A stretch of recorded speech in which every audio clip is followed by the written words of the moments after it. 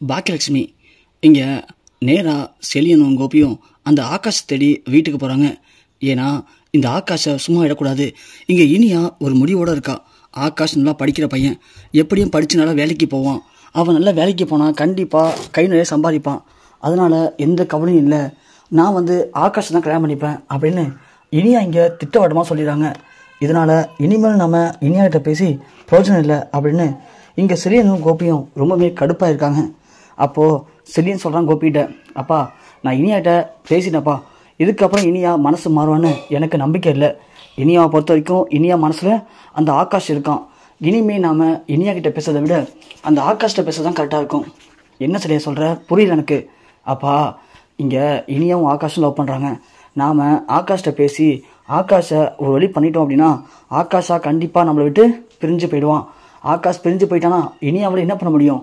அதனால் நமக்கு இருக்கிற ஒரே ஒரு வழி, இப்போது ஆகாஷ் அவன் வாயாலேயே இனியா கிட்ட, வேணாம் இனியா, நீ நானும் கல்யாணம் பண்ணிக்கிறது செட் ஆகாது அப்படின்னு அவனே சொல்லணும். அப்படி அவனே சொன்னால் கண்டிப்பாக இனியாவால் எதுவும் பண்ண முடியாமல் அவளே ஆட்டோமேட்டிக்காக நார்மல் ஆயிடுவாப்பா. இது மட்டும்தான்ப்பா இதுக்கு ஒரே வழி. அதை விட்டோம் அப்படின்னா இனியா நமக்கு தெரியாமல் ஆகாஷ் கூட ஓடி போகிறது கூட வாய்ப்பு இருக்குப்பா. சரியா? என்ன பேசுகிற நீ? டாடி இங்கே பாருங்க, நான் சொல்கிறத கோவப்படாமல் கேளுங்க. இனியா அந்த அளவுக்கு அடமெண்ட்டாக இருக்கா.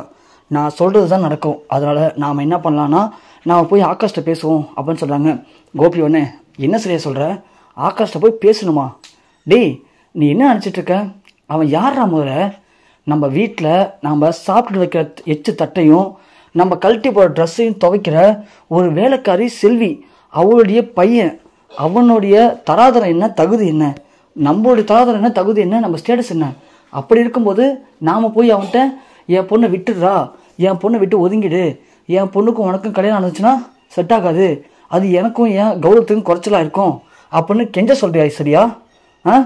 அது இதுக்கு நம்ம தூக்கு மாடி சாகலாண்டா, அதுக்கு அந்த பழப்பு பழைக்கிறதுக்கு அப்படின்னு கோபி கொந்தளிக்க, செலியவனே, அப்பா நீங்கள் தப்பாக புரிஞ்சுட்டு பேசுகிறீங்க.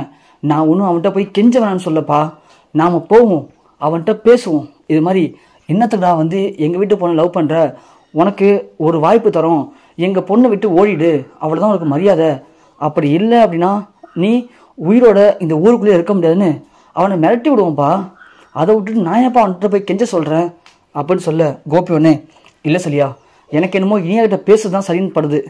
டேடி நான் முடிஞ்ச வரைக்கும் பேசுறேன் டாடி, அவள் பிடி கொடுத்து பேச மாட்டான், இதுதான் முடிவு டாடி அப்படின்னு சொல்ல, இங்கே கோபியும் சரினும் சரி வா போகலாம் அப்படின்னு நேராக கிளம்பி அந்த ஆகாஷ் வீட்டுக்கு போகிறாங்க. ஆகாஷ் வீட்டுக்கு போகவும் அங்கே ஆகாஷை கூப்பிட்றாங்க. ஆகாஷ் வெளியே வரான். அங்கிள் வாங்க அங்கிள் அப்படின்னு சொல்ல, டேய் உனக்கு கொஞ்சமாச்சும் அறிவு இருக்கா? உன் தகுதி என்ன, உன் தராதரம் என்ன? எங்கள் வீட்டு பொண்ணு நீ காதலிக்கிறியா? இங்கே பாரு, காலேஜ் படிக்க போனால் ஒழுங்காக படிக்கணும். அதை விட்டுட்டு படிக்கிற பொண்ணை இப்படி மனசை கெடுத்து அவளை கல்யாணம் பண்ணிக்க சொல்லி டார்ச்சர் பண்ணுவியா? இங்கே பாரு, உனக்கு இதுவே கடைசியும் லாஸ்ட்டாக இருக்கட்டும். திரும்ப திரும்ப நீ இதுக்கப்புறம் எங்கள் பொண்ணு பின்னாடி வரக்கூடாது. உன்னுடைய தகுதி என்னென்னு முதல்ல நீ புரிஞ்சுக்கோ. எங்கள் வீட்டில் எச்ச பாத்திரம் கழுவுற வேலைக்காருடைய பையன் நீனு, ஆனால் அதே வீட்டில் எச்சல் பாத்திரத்தை எச்சில் ஆக்கிற பணக்காரன் வீட்டு பொண்ணு என் பொண்ணு. அப்படி இருக்கும்போது அவளை நீ ஏறெடுத்து பார்க்கறதே தப்பு. இதில் காதலிக்கிறியா? இங்கே பாரு, இன்னொரு வாட்டி என் பொண்ணுக்கிட்ட நீ பேசுகிறத பார்த்தேன் உன்னை உரிச்சிடுவேன் அப்படின்னு சொல்ல, அங்கிள் நீங்கள் தப்பாக புரிஞ்சுக்கிட்டீங்க அங்கிள். நான் பணத்துக்காக இனியா கூட பழகலை, உண்மையாகவே நானும் இனியாவும் லவ் பண்ணுறேன் அங்கிள் அப்படின்னு சொல்ல, கோபி ஒன்று, டேய் ஏடா பேசுகிற, என்ன பேசுகிற? இவ்வளோ தான் நான் பொறுமையாக சொல்லிகிட்டு இருக்கேன், நீ இனிமேல் லவ் பண்ணுறேன்னு சொல்கிறேன். இங்கே பாரு, உனக்கு திரும்ப கடைசியாக சொல்கிறேன், என் கோபத்தை கிளறாத, ஒழுங்கு மரியாதையாக இனியா விட்டு ஓடி போயிடு. நீ இன்றைக்கே இந்த ஊரை காலி பண்ணி ஆகணும். நீயும் உங்கள் அம்மாவும் இனிமேல் இந்த ஊரில் இருக்கவே கூடாது.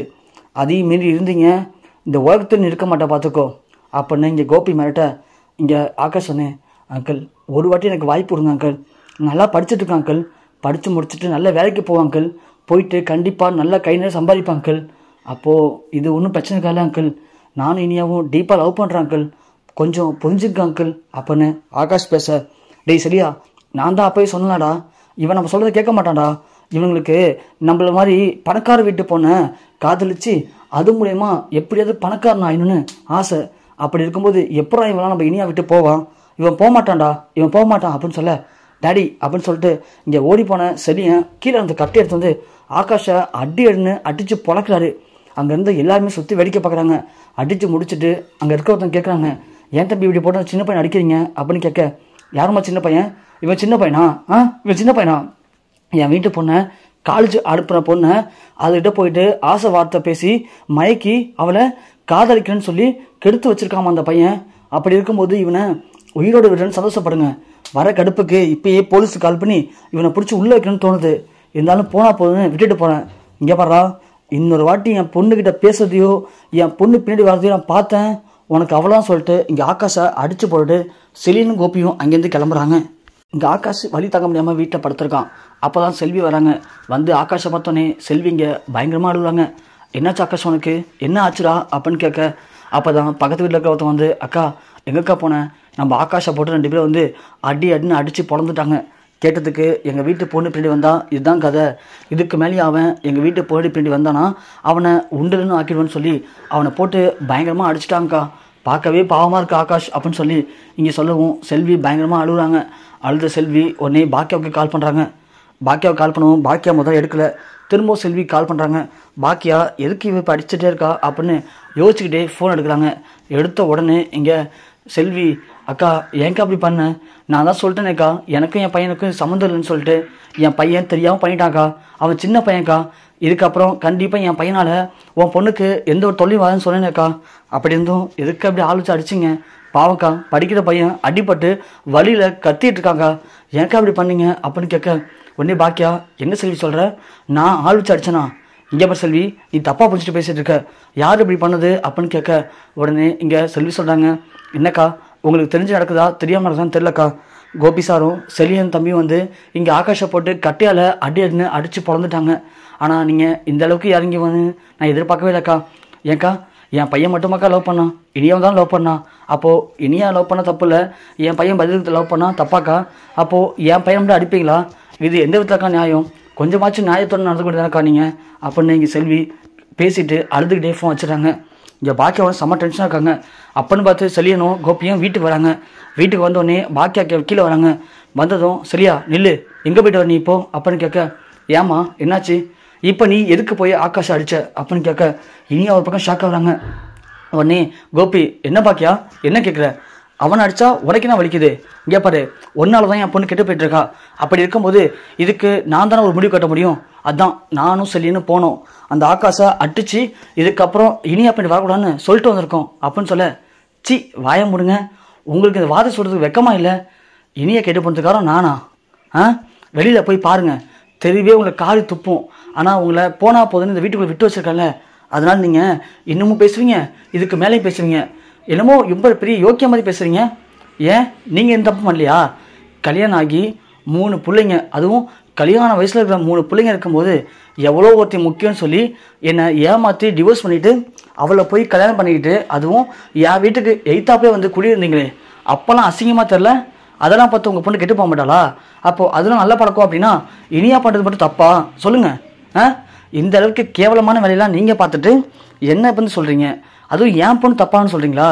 இங்கே பாருங்கள் கோபி ஒழுங்கு மரியாதையாக சொல்கிறேன், நீங்கள் இந்த வீட்டில் இருக்கிற வரைக்கும் இந்த வீட்டுக்கு எந்த ஒரு ஒழுக்கமும் இருக்காது, அவங்க விருப்பத்துக்கு போகலான்னு தான் இருப்பாங்க, ஒழுங்கு மரியாதையாக சொல்கிறேன், நீங்கள் முதல்ல இந்த வீட்டோட வெளியே போங்க, என் பசங்களை எப்படி பார்த்துக்கணும்னு எனக்கு தெரியும், என்னைக்கு நான் தேவையில்லை என் பசங்க தேவையில்லைன்னு நீங்கள் வீட்டை விட்டு வேறு பொண்ணு பின்னாடி போகிறீங்களோ அன்னைக்கு எல்லாம் முடிஞ்சு போச்சு, இதுக்கப்புறம் என் பையன் என் பொண்ணு இங்கே நீங்கள் உரிமை கொண்டாடணுங்கிறது எந்த ஒரு அவசியமும் இல்லை, என் பொண்ணை எப்படி பார்த்துக்கணும்னு எனக்கு தெரியும், ஒழுங்கு மரியாதை சொல்கிறேன், வீட்டை விட்டு வெளியே போங்க முதல்ல அப்படின்னு இங்கே பாக்கியா பேச, ஈஸ்வர் உடனே பாக்கியா என்ன பேசுகிற இப்போ நீ, இனியாவுக்கு அவன் அப்பன், அப்படி இருக்கும்போது இனியாவுடைய வாழ்க்கை கெட்டு போகிறதுக்கு அவனே காரணமாக இருப்பானா, தேவையில்லாம நீ பேசிகிட்டு இருக்க பாக்கியா அப்படின்னு சொல்ல, வாயை முடுங்கத்த, எப்போ பார்த்தாலும் உங்கள் பையன் எது பண்ணாலும் சரின்னு இப்படியே ஜாட்டை தட்டி தான் கோபி இந்த நிலைமை வந்து நிற்கிறாரு, அவரை பார்த்து இனியா இப்போ கிட்ட போய் நிற்கிறா, நீங்கள் முதல்ல வாயை மூடுங்க, நான் திரும்ப சொல்கிறேன், இந்த வீட்டில் நான் சொல்கிறத கேட்டுட்டு இந்த வீட்டில் இருக்கிறதா இருந்தால் நீங்கள் இருங்க, இல்லைனா இப்பயே உங்கள் பையனை அழைச்சிட்டு